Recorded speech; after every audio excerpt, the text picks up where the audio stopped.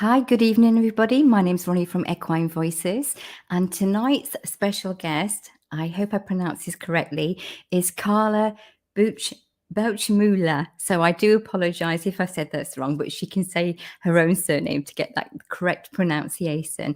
Carla is from San Francisco Bay in California. What I'll do is introduce her, bring her in, and then she can explain exactly what she does with horses and how she got into her particular field of work. So, welcome this lovely lady, and here she comes now. Hi, Carla. Welcome to Equine Voices. Hi, Ronnie. Hi, everybody. I'm so happy to be here. And you were doing pretty good with pronouncing my last name. I know it's not that easy. So yeah, my name is Carla, and my last name is Bauchmueller. And yeah, it always gives me away. So I'm grew up in Germany. I live in the San Francisco Bay Area now, but I grew up in Germany. And yeah, my last name, it has a bit of a funny story because Bauchmueller, Bauch actually means belly and Müller means Miller, and it doesn't really mean anything, those two words together in German either. But I find it so funny that I have the word belly in my last name because all my work is actually around centering, finding your body, finding your belly, really connecting to this parts of yourself as a writer and a person. So it's kind of fitting that I have this in my last name. Perfect.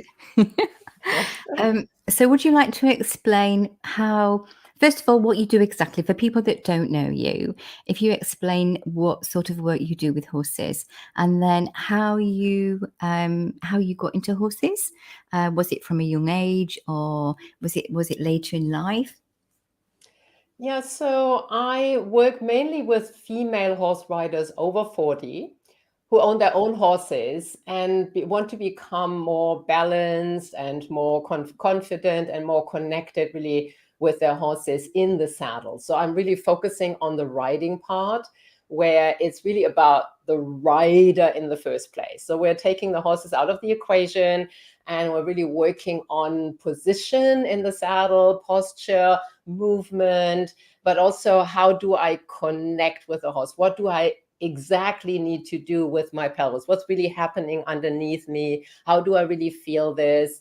How can I really change things inside of myself to become the best rider and horse person I can be for my horse? Because I think that the horses are really benefiting when we get better in the saddle, right? And when we do not need to pull on the reins, and when we do not bang into their backs, etc. It's just so much nicer for the horses. So this is what I'm focusing on, and I use different techniques. I am a centered riding clinician. So Sally Swift's work uses a lot of imagery and things like this.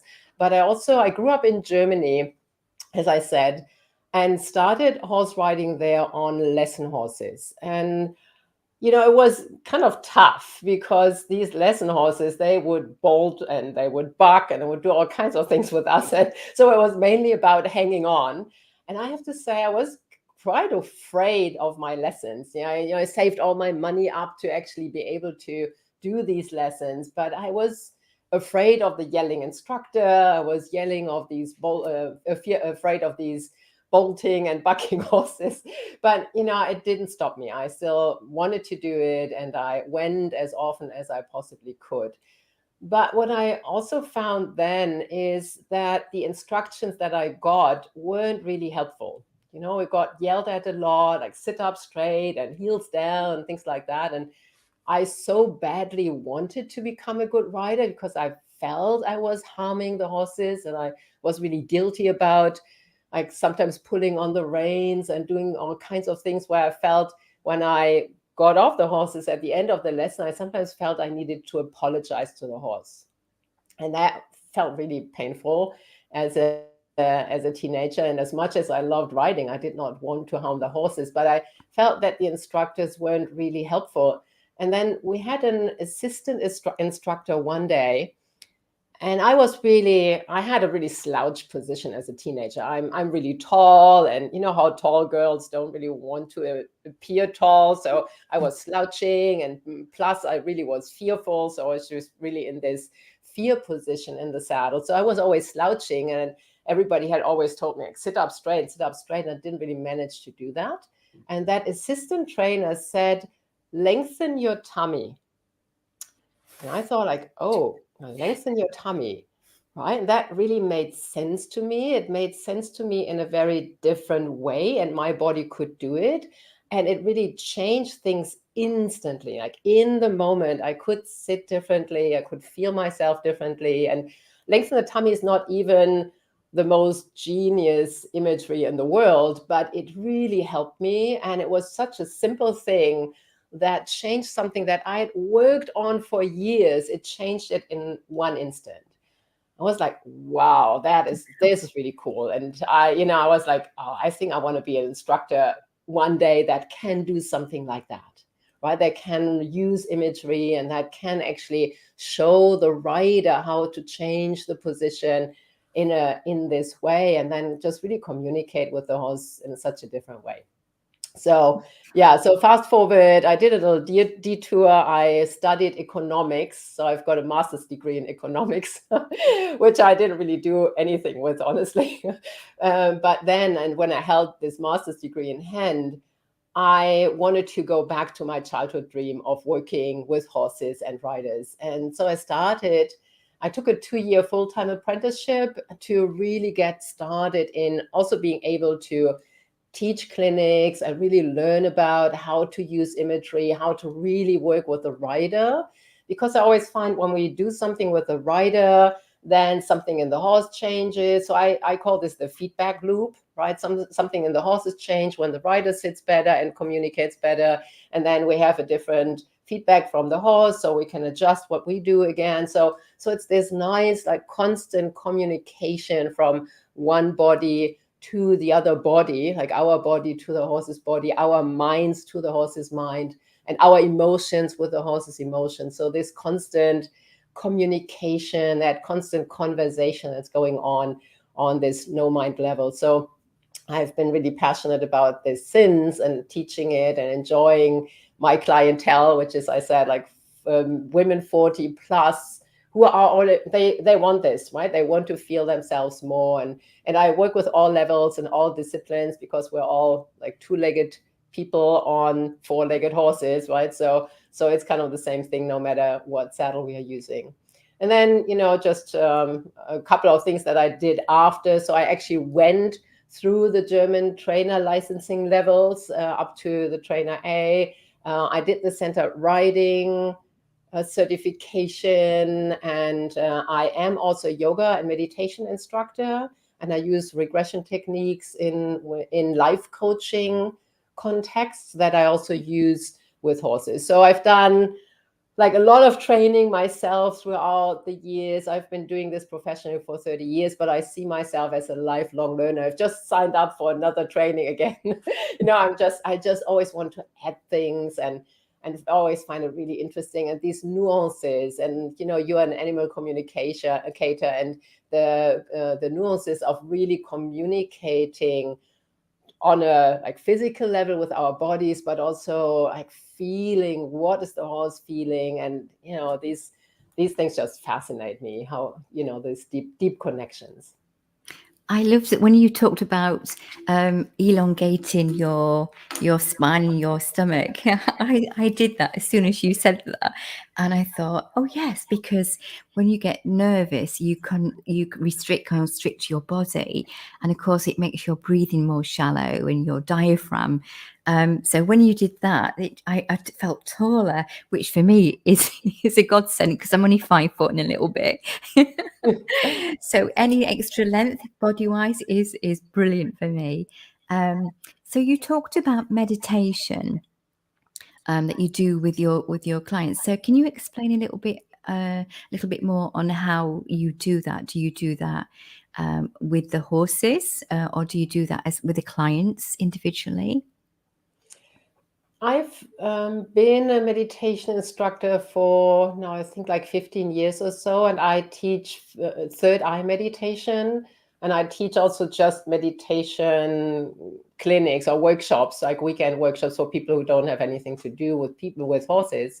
Mm. But what I do with my clients is I work with them on different levels of getting meditation and mindfulness more into their lives. And one is where when people are in my subscription-based membership, we do mindfulness and meditation classes once a month. And these are not necessarily a third eye meditation. These are just like some relaxation exercises. So I keep it more accessible.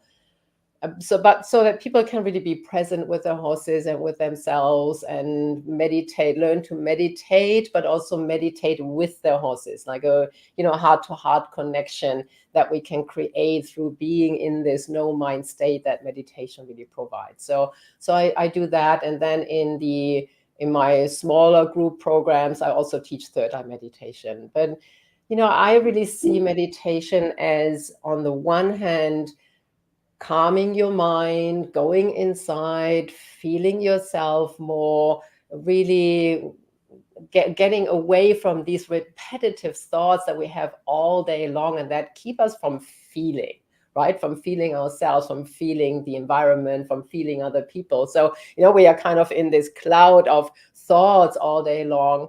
And meditation helps you to really calm this, right? And make it clearer, make this big cloud that we are in shiny, more transparent, right? So that's what, excuse me, that's what meditation does in general. But what I find when we use that for ourselves as horse riders, it not just helps us stay a little calmer inside, but it also opens a door to communication and feeling the horses. Because I feel that, and I mean, I'm preaching to the choir when I talk to you about this, right? And probably some of the listeners too.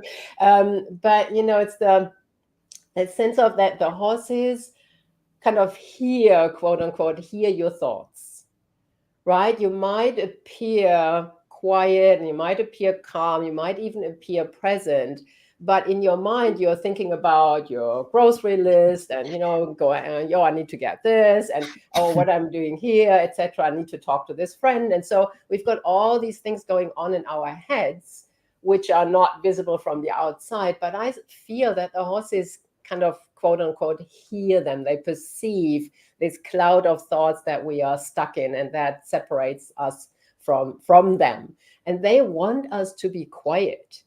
I sometimes feel like, hey, come on, shut up, right? Can you just be quiet? Can you just be with me in this no mind state that I am in? And can we connect on this level?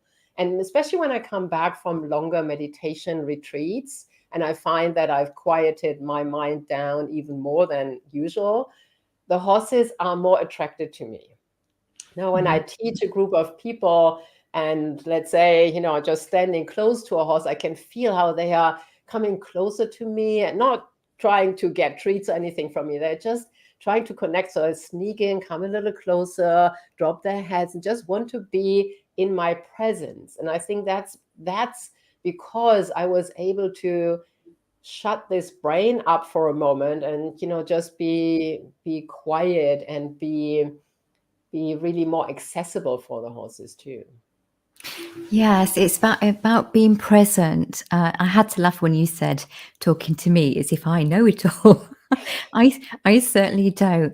But it is funny. It's very different when I see a client and their horse than it is with my own. You go back into autopilot.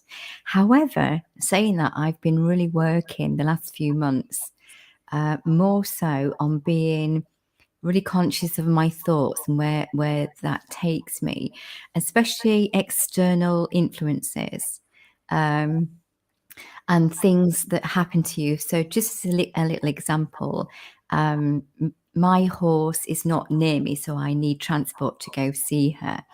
And about 3-4 weeks ago now, something happened to my car and it didn't pass its MOT. So all of a sudden I had no car. Now, normally not getting to my horse is a big trigger for me. And I go into, I get really anxious. Anxious is the wrong word. I just don't like that space because I feel like I've abandoned her. So it's probably to do with other issues. But So it normally is a big trigger. Now, because of what I've been doing, yes, it was initially okay, but I didn't allow myself to go down my normal route, and I stayed as much as centered as I could. That doesn't mean to say that I fluctuated, because I did, but it wasn't like it normally is. So that's a big difference for me in working with your own energy and your own mindset. And just being aware of not focusing on the things that you can't do anything about, but focus on the other things. And those other things, I try and find the positive bits in that. And because of that, I've had lifts to work. I've had people helping me. There's the energy's flowing back to me because I've not stopped it by being in that wrong mindset, wrong energy field. Now, when you work with horses, when you're communicating, they recognize your energy, and it's your energy that they pick up on. So, as you said about earlier, that they read your thoughts, they read your energy, and they read it so quickly, even when you're not there. They can feel that, and you can feel the distance between you. When you interact on that level of just being with a clearer mind, a more balanced state, and you're going about your day-to-day stuff, the horses want to interact with you because they recognize that calmness, they feel it, and they see that. And the more you can stay in that place, so it's not going to be a permanent place. The more you can stay in that centered, and sort of, you can do that, but not come up, not get the big roller coasters, the more they will interact with you. And you notice it when you come out of it. The gap between what you knew before and what you know now is more noticeable because you've experienced the calmness. Does that make sense? Yes. Yeah. It's just a different level of connection that you're creating, right? It's Yeah, really this like no mind connection. Yes, you were saying this like feeling each other, right? It's really yeah, much more of on this feeling level. And then it's also, I always find important that you don't grasp on it, right? Where you think like, oh God, I'm thinking again, what's happening? And and then we start beating ourselves up because we're thinking. And it's so easy to do. And it's really easy to do for my clientele, like women 40 plus, to beat themselves up for things that are not working. And I'm also focusing, as you were saying, I'm focusing on the positive things, but in a way of looking at the things that are already working, like in the connection, in the communication, in your writing, really taking a moment to feel and appreciate those moments where you feel, oh, now I'm connected. And just allow like a little internal celebration of these moments where you feel like, yeah, I'm feeling my horse. I'm feeling that connectedness on the ground or in the saddle. I have this moment where a movement feels like we are one. And then maybe it's just a split second and then you lose it. And I always say that's part of the game too. We're finding it, we're losing it. But focusing on these joyful moments, of these moments where we are actually experiencing it, and then we're losing it. Okay, we'll find it again, right? yeah, exactly. And like you said, not beating yourself up when you sort of think, oh crikey, and your mind drifts off, because it will do. It will do quite often. And the more you play around with it, the more you notice that. And again, you think, I'm doing it again, but it's just allowing the thoughts sometimes to just come in, but don't overanalyze it. Just allow it to flow and to flow back out again. Yeah, it's really interesting, and the more you do work on yourself, the more you see how your world, your external world, changes around you. And horses are amazing instant communicators in whatever they do. And sometimes they might be having a bit of an off day. We have to remember that sometimes we can look for things that aren't actually there. We get hooked on that nice feeling sometimes, that when you're learning, you think, oh, this is lovely, this is very euphoric, this is what they all talk about, I'm connected. And then something might happen and you're going, oh God, what have I done now? what did I do? And it Mhm. might be that actually they're just dealing with their stuff or just getting through their day.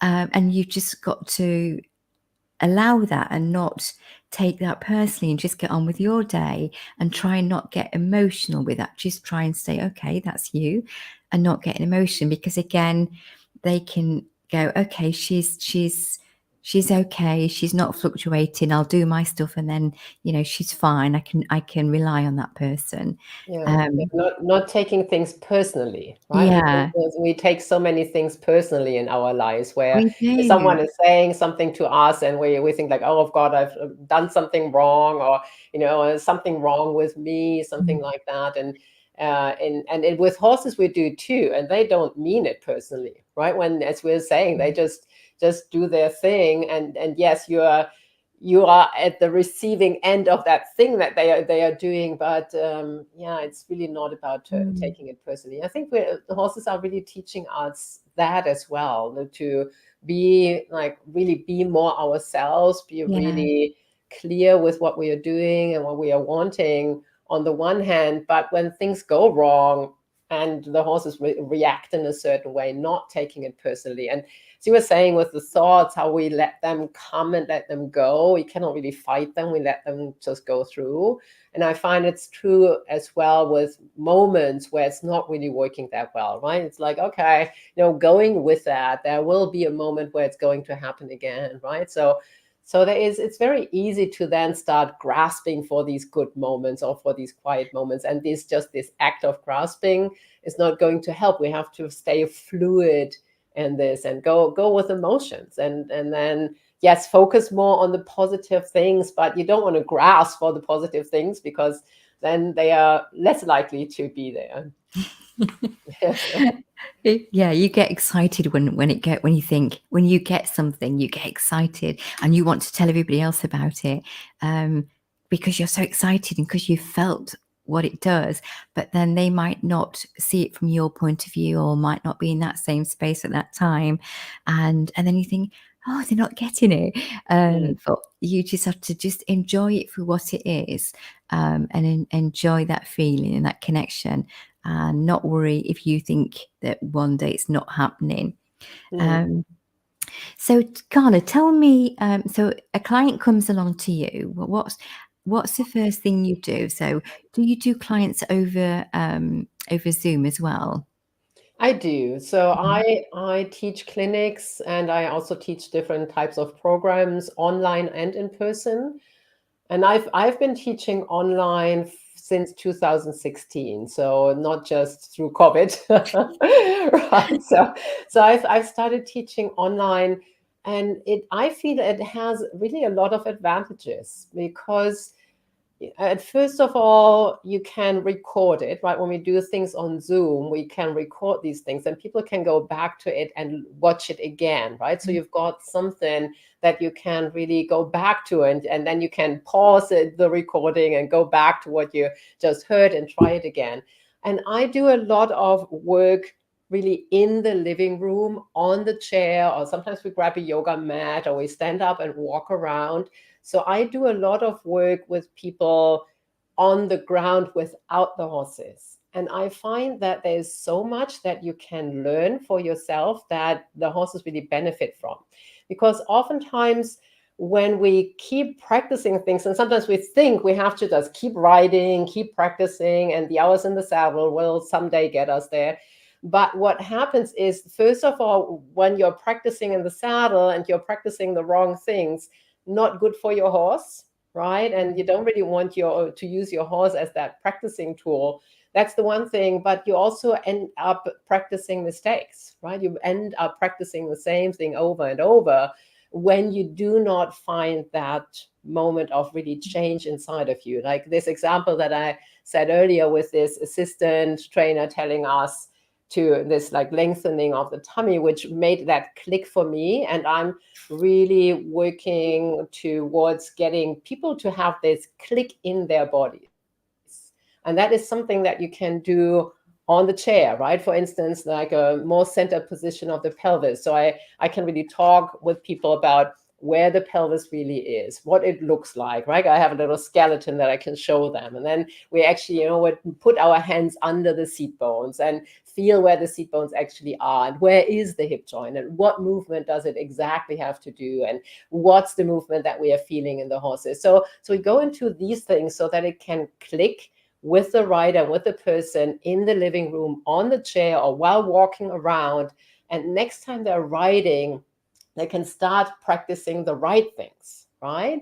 And even if you have a good instructor, your instructor might not have the time to really explain all these things to you. And then when you've done these things in the living room and your instructor says something to you, you have a way to translate what your instructor says, right? If your instructor says, like, sit up straight, you might think like, oh, I have to get my pelvis into a center position, right? And then you might remember the things that I use where I talk about like a pelvis bowl and the dragon tail and things like that. So I have a whole kind of language around it, terminology around these things that I can then use with my clients, where we use imagery and things like that they can use for their writing. And even when they are working with their instructors, like have a translator basically, right? And understanding what your body really needs to do. And I find that saves you time, but it also saves the horses, because we don't have to practice that all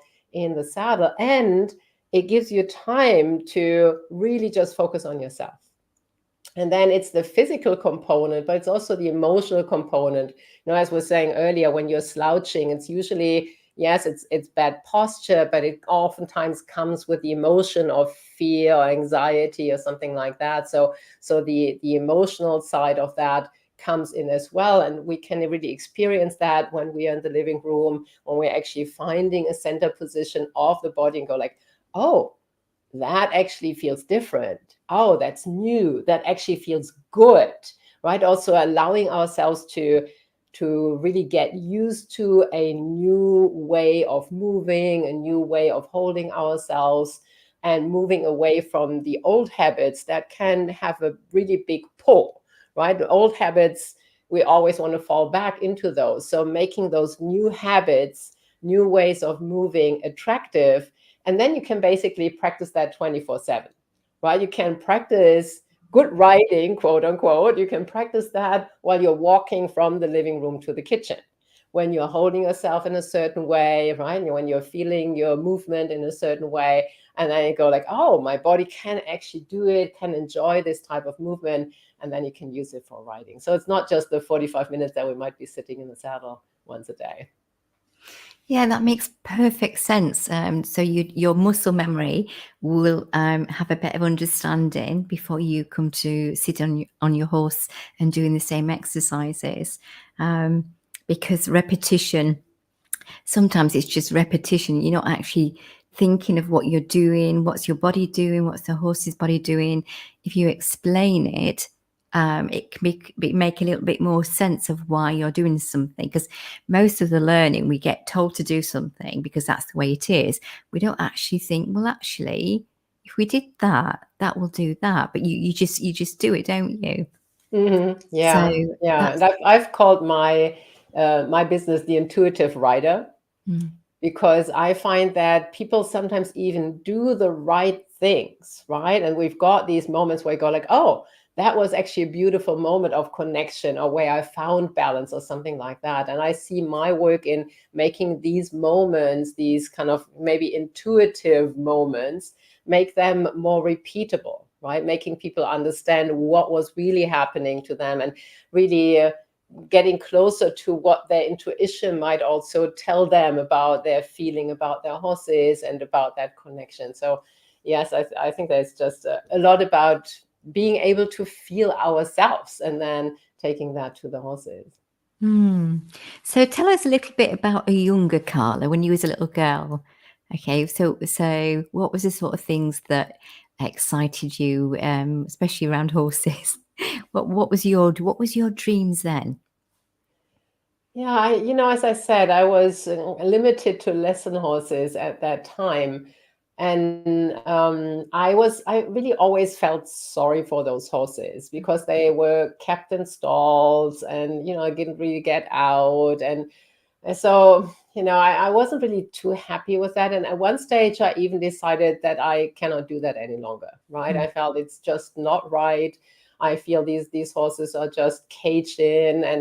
And so I actually decided to ask neighbors of us who had two Icelandic ponies on the out in their pasture. My girlfriend and I, we asked them if we could just take care of them.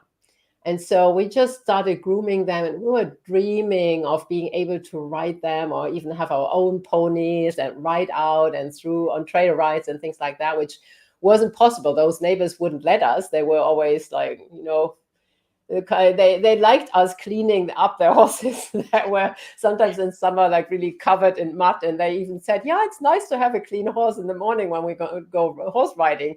But they never let us ride. Like after a year of really grooming these horses a couple of times a week, they let us, I think, ride once or so. But so we were dreaming, obviously, of riding our ponies or riding out there.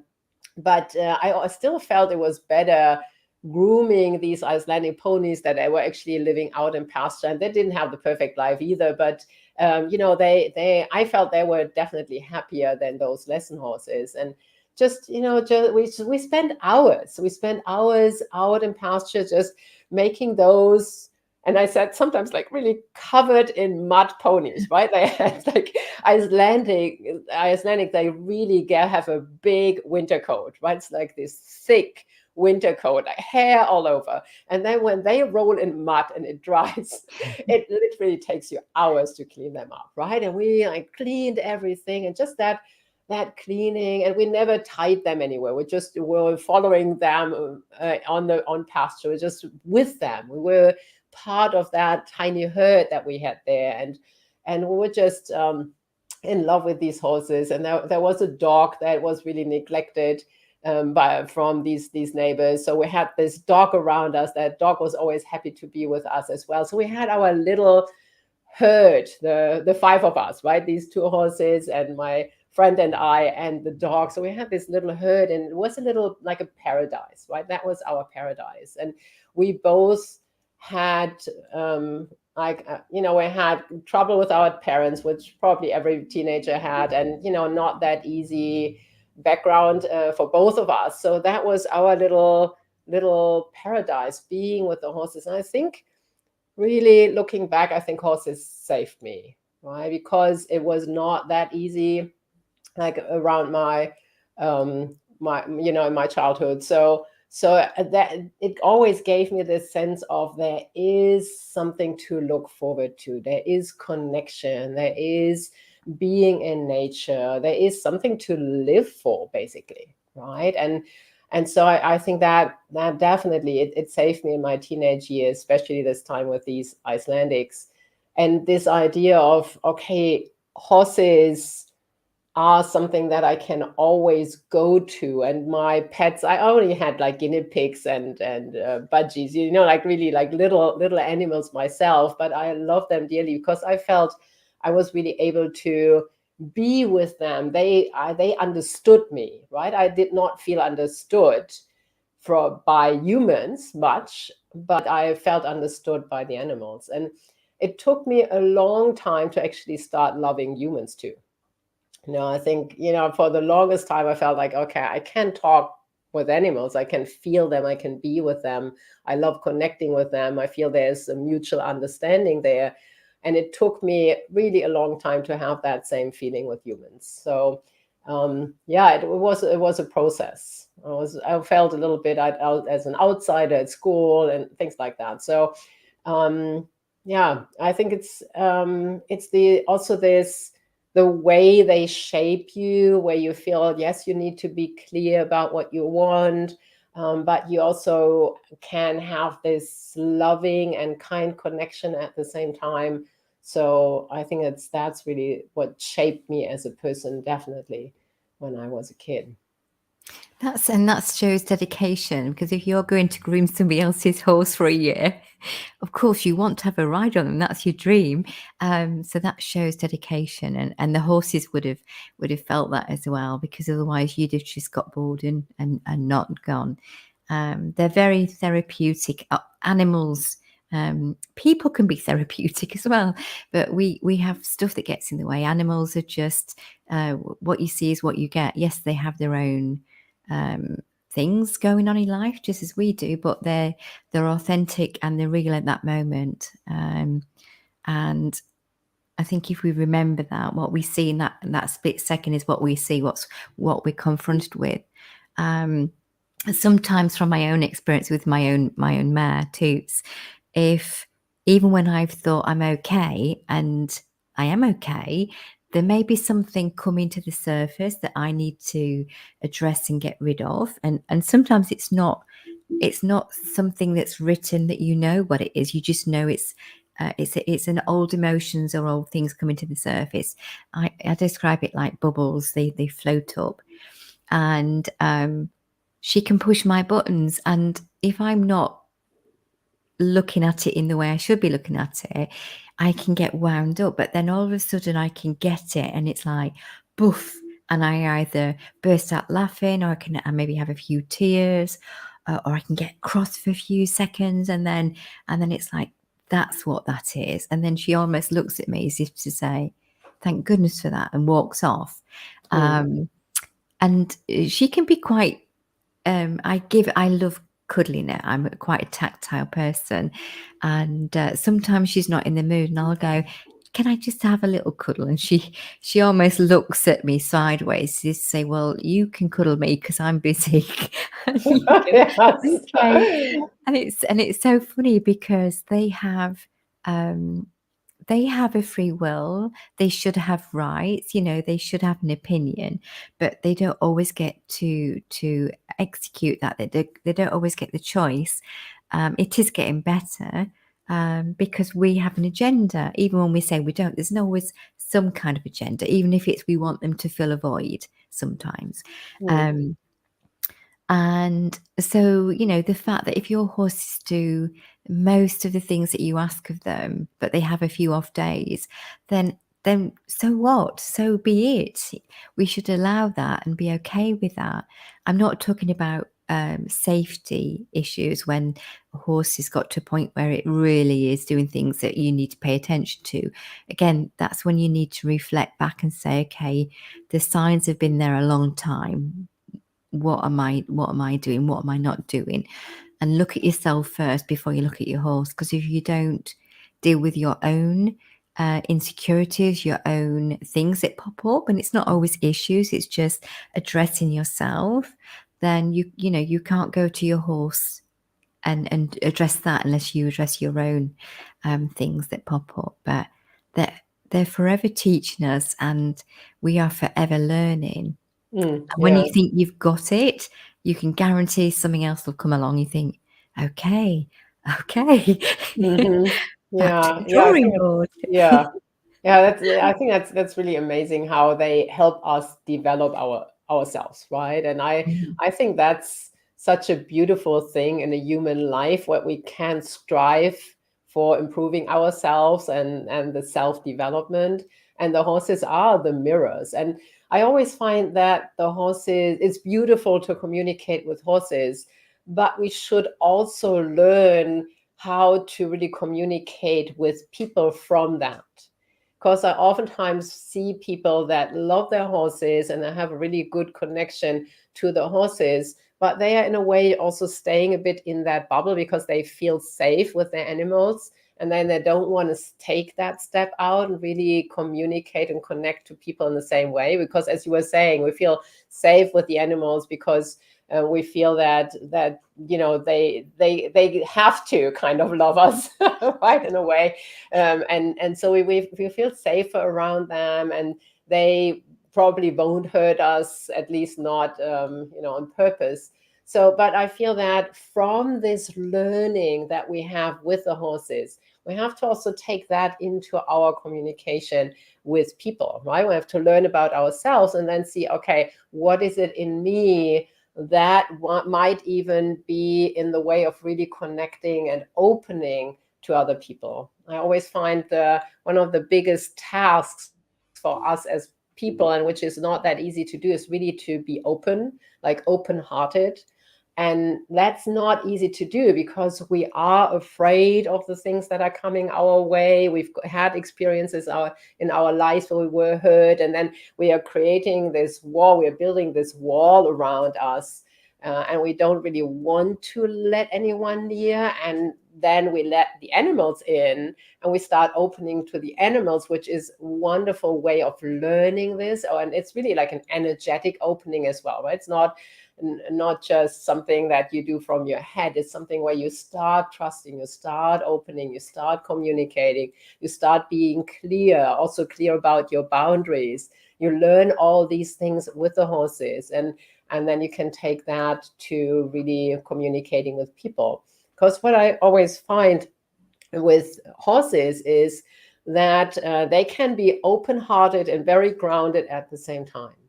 We people oftentimes think, okay, I have to have clear boundaries, I have to be grounded. And then we are a bit like we're pushing people away. And we also feel like, oh, no, I'm pushing people away. When we are closed and we are pushing them away. Or I'm open-hearted and I'm all soft and I'm all connected. I want to hug everybody. And then you might end up a doormat, right? And then you get into the frustration of being that doormat or being taken advantage of.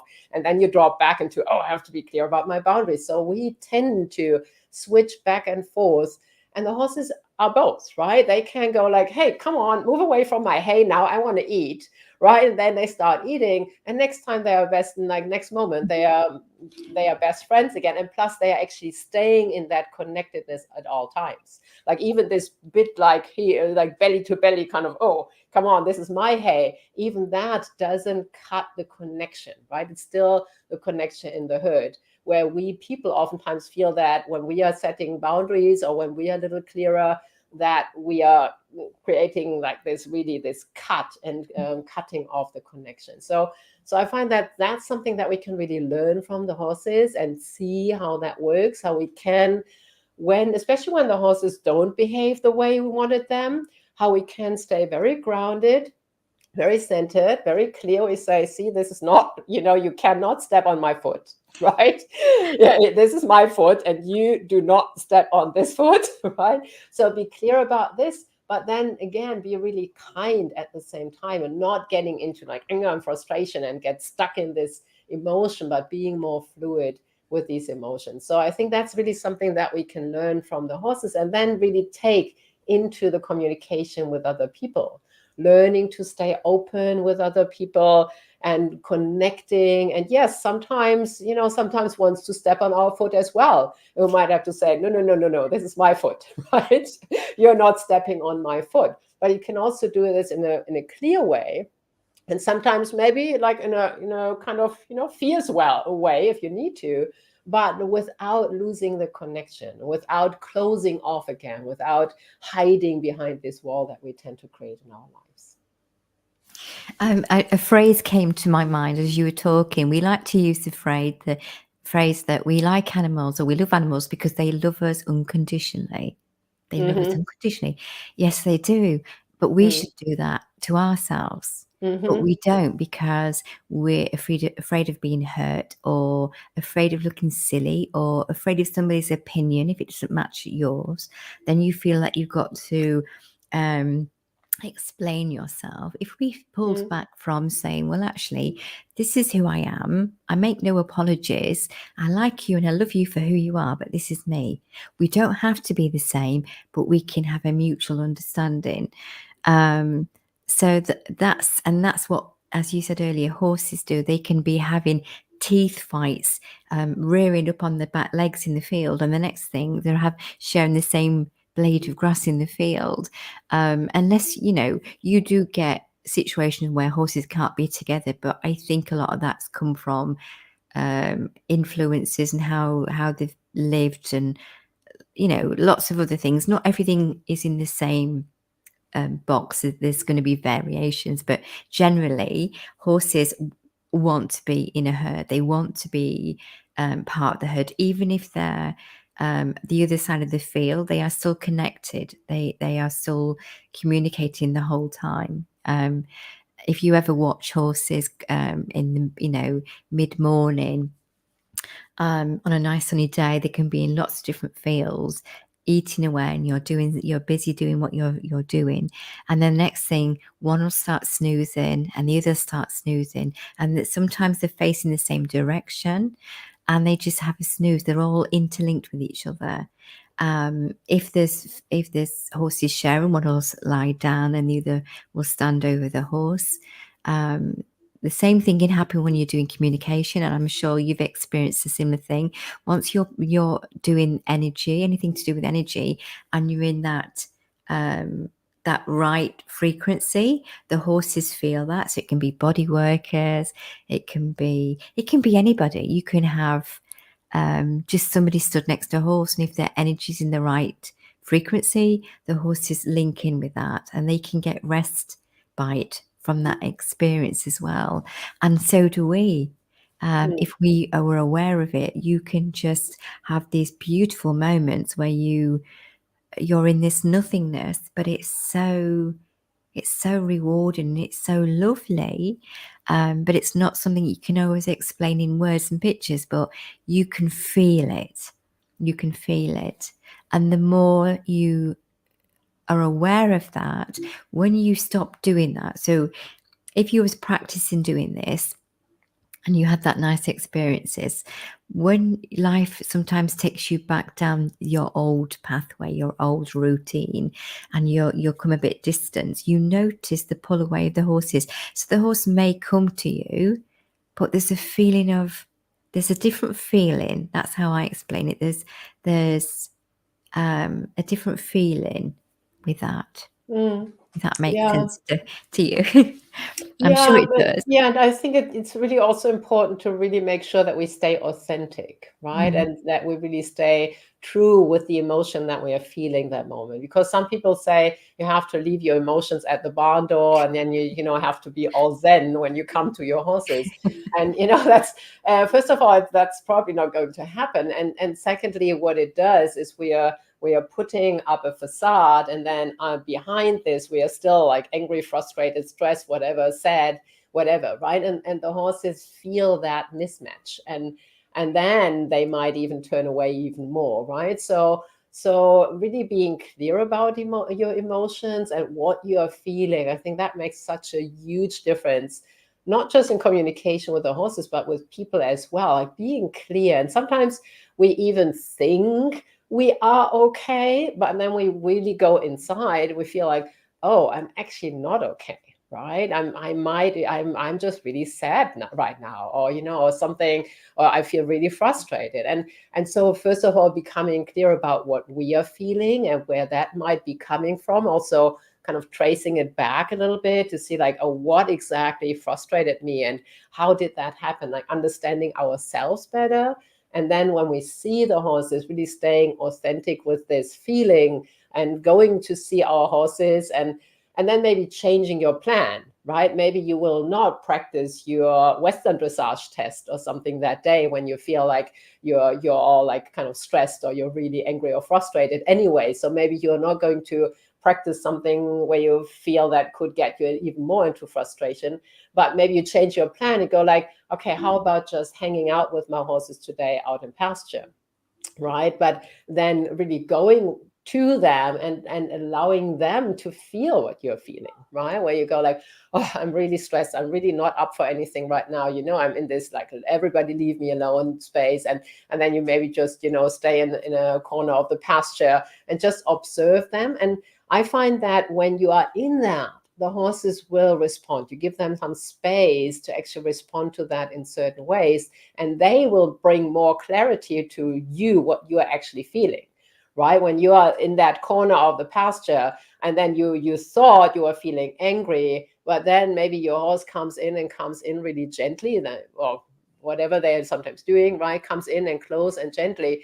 And then you start bursting out in tears and you feel like, oh, wow, I actually felt sad. It wasn't even anger. I felt sadness underneath, right? So, and your horse kind of pulled that out of you, right? Where your horse was like, oh, you know what, what's happening, right? And it kind of pulls it out of you without you having to tell them. And you know, they might sometimes also like come over and, you know, just give you a little push with their head or something like that. But oftentimes they are really communicating something to us, right? Or they might, as you were saying, might turn around and move away.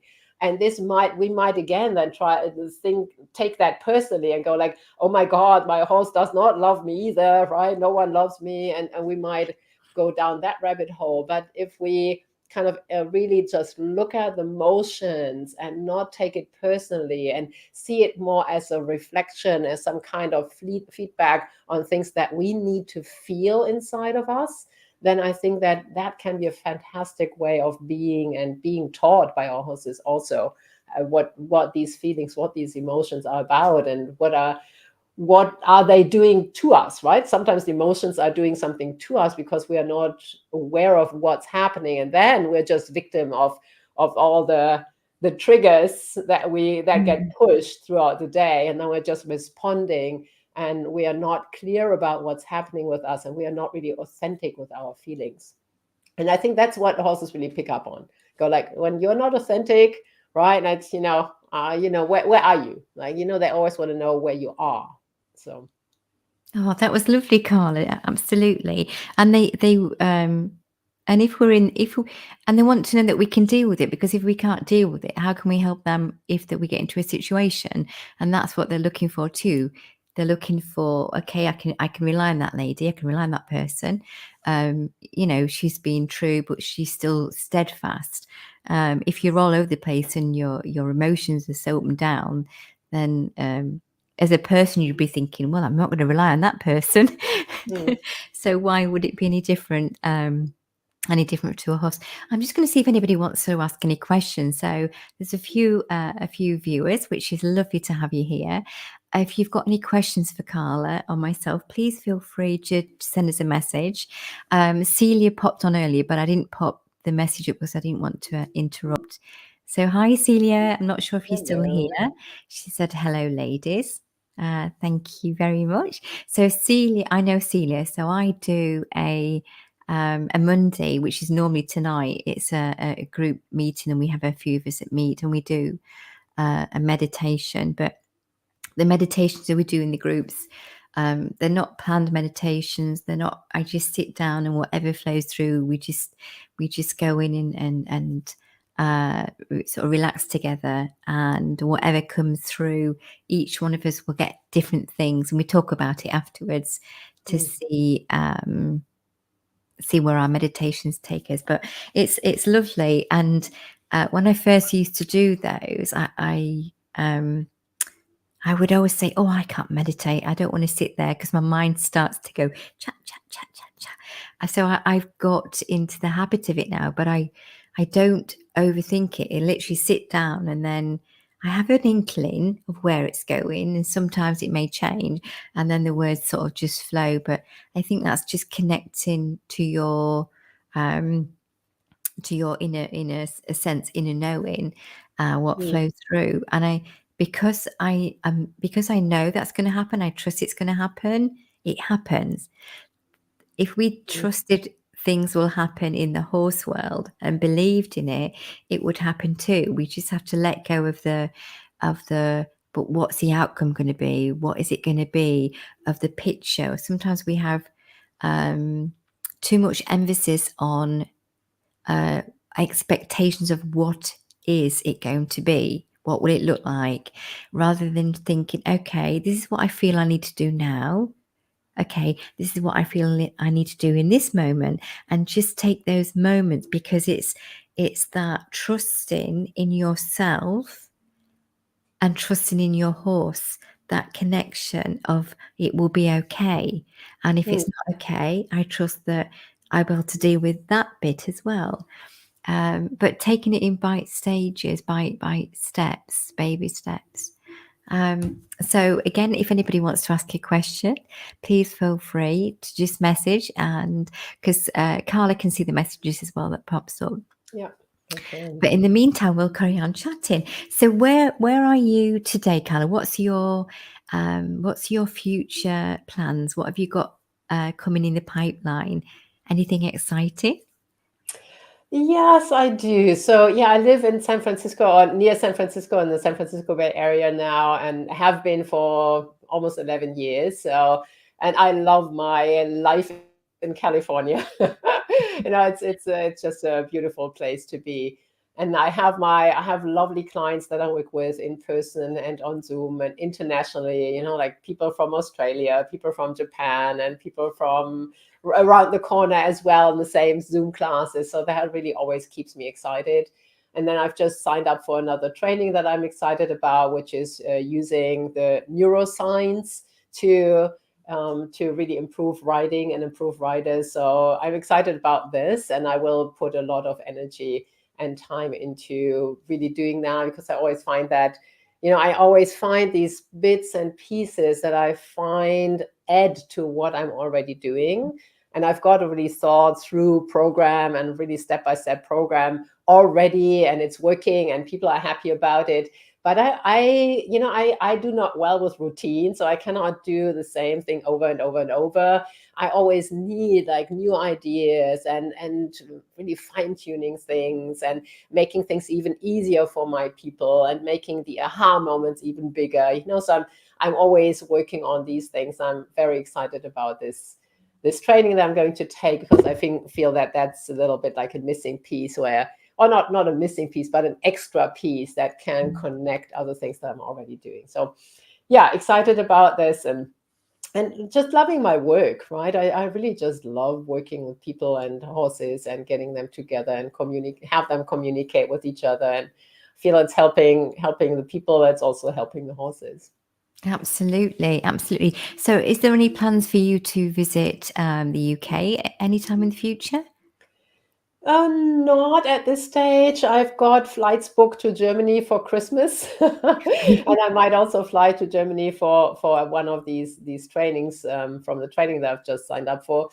I have not planned to go to the UK, but you never know. And I'm open to traveling, and I'm open to teaching clinics in other places. I've obviously taught in Europe quite a bit, and I teach in California quite a lot, but no plans so far. But I've been to the UK a few times, and I love the country, and I think it's great to be there. Oh, it'd be nice to go back to Germany and to visit. So, where are your family based now? Are they still your family in Germany? They're all in Germany. My husband Yeah. came with me when we moved here, so he's German as well. But all the other members of our family are still in Germany, and I Mm. don't have a huge extended family or anything, so it's small. But still, I love staying in touch with them, with my brother and my father, and yeah. So do you have a horse at the moment? Do you have your own horse? I don't right now, because I had a ranch in Germany, and when I decided to move, we actually sold that ranch. I think I had it for almost 15 years, and I had 4 horses most of the time, and then Mm. horses to train, etc. So I had that, and when we decided to move, I had to find places for my horses and for my cats, and Oh, because I knew I wanted to go abroad, I couldn't take them.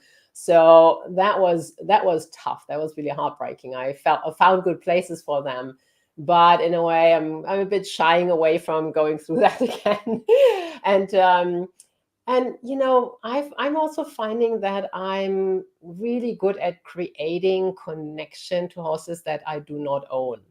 mm. Right, I'm riding a friend's horse right now, and I have a really fun time with that horse, and that's just beautiful to connect with them. And then I connect with my clients' horses, and or when I'm teaching, and sometimes it's just these short moments when I'm teaching, and I feel and connect to the horse that is been ridden, right? The rider's still on them, but I feel that connection to them, and where they really start trusting me, and where I sometimes hear them say like, come on, can you do something about my rider's balance? It's almost like they are kind of grateful that they feel that I want to help their riders, but that I'm going to help them as well. So I feel that there is a lot of connection going on through that. So right now I don't really feel the need to have my own horse, and that might change in the future. But right now it just feels good the way it is right now.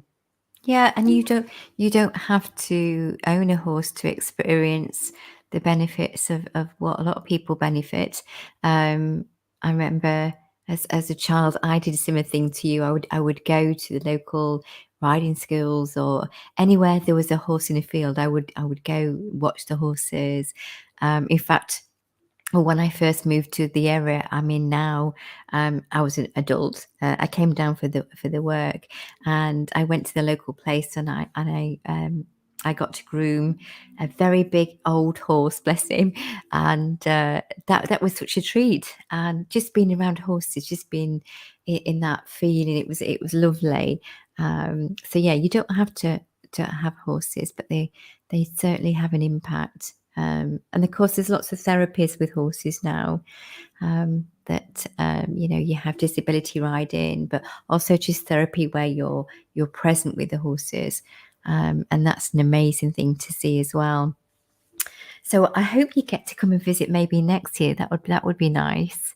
Yeah, I would love to come visit the UK. Yeah, I mean, I'm always in Europe at least once a year still, right? To see my family, and I Yeah. have clients in Denmark as well, and other places that I still sometimes see. But yeah, so I love traveling. So yeah, who Mhm. knows?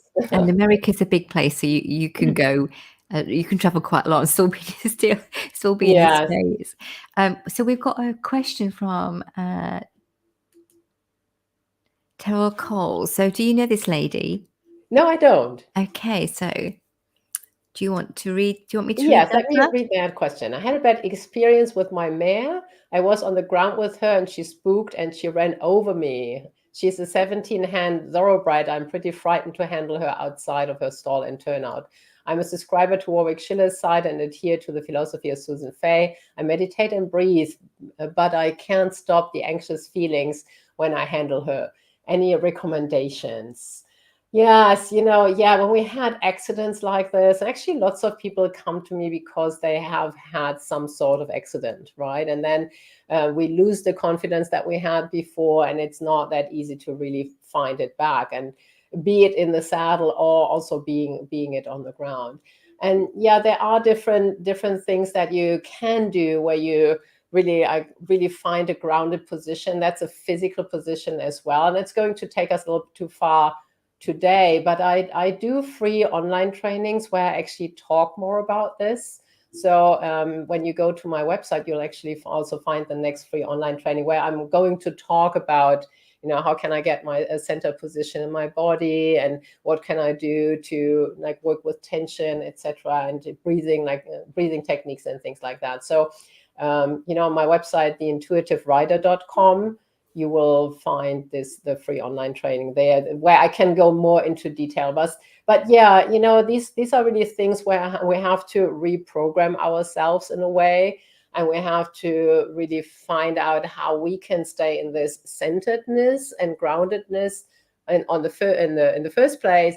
But on the other hand, also staying connected with the horse, right? Because sometimes the worry and the anxiety, it creates that disconnection, obviously, right? Because we are pulling back, we're not really trusting anymore, and they obviously feel that as well. So there's a little bit of this mismatch there. So really getting yourself into a centeredness and groundedness, but on the other hand, also praising. What I sometimes find, this is just a superficial quick answer here, but what I sometimes find is that when you make sure that you're praising them for whatever little thing they're doing well, when you really go like, good girl, that was beautiful, and really like meaning it, so that you can switch yourself a bit out of this being held back, but you go like, yeah, that was a nice moment. Again, like looking more for the moments where it is actually happening, where she leaves you enough room, and where you feel you still, she does what you asked her to do, and you praise her, and like really from the bottom of your heart, where you really mean it, that you say, that was good, and that felt good, and that felt good as a connection, as a teamwork between the two of you. So there's not a really quick fix and a really quick answer for this right now, but really this grounding yourself on the one hand, but on the other hand, staying open in that connection and praising the horses and really praising it from really inside, really meaning it, can sometimes switch these dynamics around, because sometimes we develop dynamics with our horses when something has happened where we are holding back, they are holding back, right, and want to switch that dynamic around, and this, like, even praising little things can be a start with that, where you find the joy again, right? It's also killing the joy when this anxiety is always in the background. When you find that joy again, these moments where you feel, this is really, it's really nice and it's really working and all of that. Yeah, because it some of it is would be a natural protection to make sure you're thinking about before you do something again after that experience is registered in your psyche, in your brain.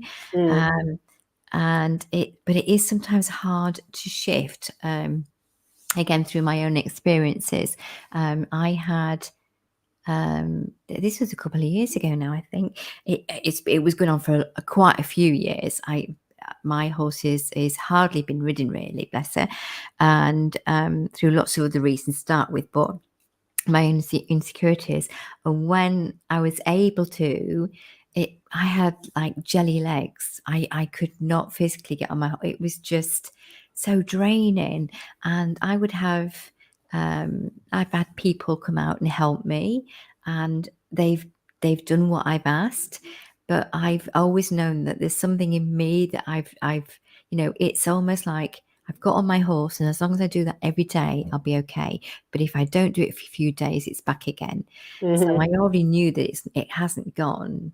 And I thought, I need to shift this. And it was through a friend that works with the mind. She does lots of different modules, but she's also an animal communicator. And so that was like an added bonus. And we just moved the block.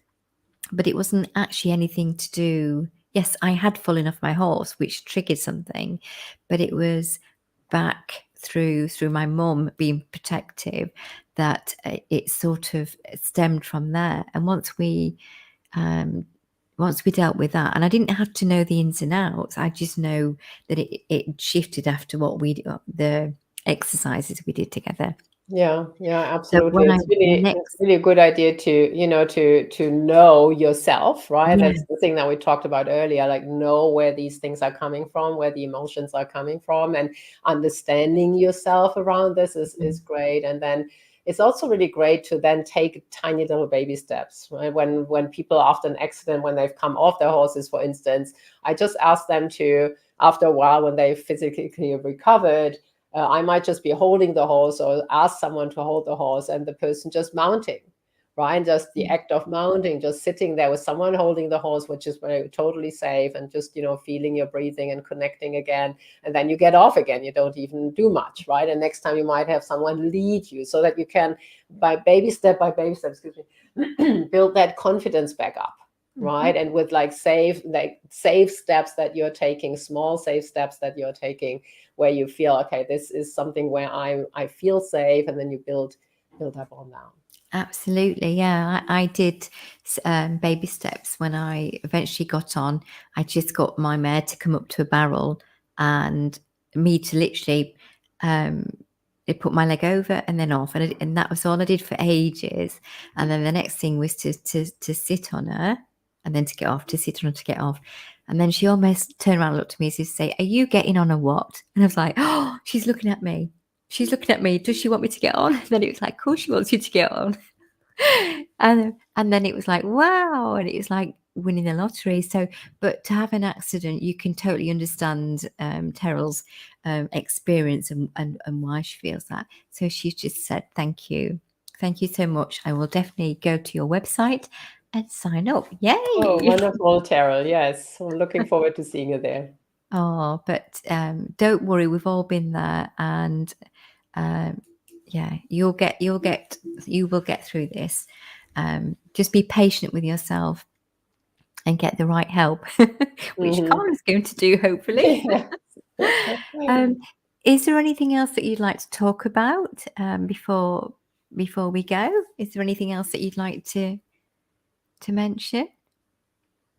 Well, maybe just mention where people can find me. So as I said, Mhm. it's on the intuitiverider.com is the website, and I've got a little quiz on there. It says journey, where are you at on your journey as a horse rider? And when you take that quiz, you will get some insights really on where you are at, and you'll also get a free video training from me when you do that. So if people want to get in touch with me, that's the best way to do that. And you can really just go via the website, just email me. I'd be happy to answer questions or, communicate in one way or the other. Yeah, and I'll put, I think your website's at the bottom of this video anyway. I normally attach websites, Facebook groups, but I can always put your email, but I think that'll be on your website anyway, so people can go straight to you, Carla. Just see if does anybody else want to ask another question from Carla before she goes? It's morning time there, and it's glorious sunshine, I'm guessing. It's actually really hot. We've got like 100 degrees centigrade, 100 degrees Fahrenheit, sorry. So So what that's is that? about 40 degrees Celsius. So that's So 40, yeah, 40 degrees. 40. Yes. Oh, So we had, it's hot. It's hot today. I think on Yeah. Friday we had 35, 36, and Oh, wow. that's the hottest Yeah. it's been for a while, and Yeah. that's too hot for me. I know. Yeah, and we're a little more used to it in California than in the UK, or I know in Germany it's really hot at the moment as well. No. So we're more used to it and we're more prepared. We've got ACs and things like that. Yeah, absolutely. Not in the UK, we don't. Oh, well, it's been really, really lovely chatting to you, Carla. I feel like we've just scratched the surface, though. I would love to have you back sometime in the future if you're up for that. Absolutely. Yeah, I And would then love to. I really enjoyed speaking with you and with everybody in the who's been listening. Yeah. oh, that's lovely. And you'll have some more experiences from the extra learning that you're doing. And if you want to bring a client, you're more than welcome, and we can chat with your client too. So sometimes it's nice to get a perspective from people that you're dealing with, because they can just explain it in their terms as well, which is always lovely to hear from our clients. Okay, so I don't think there's any more questions. I can't think. I think you said quite a lot, actually, and everything's on your website, so people can go there and find out more information about you and exactly what you do and how to go about enrolling on your courses and things. So I'll just pop you out, Carla. So if you'd like to say goodbye.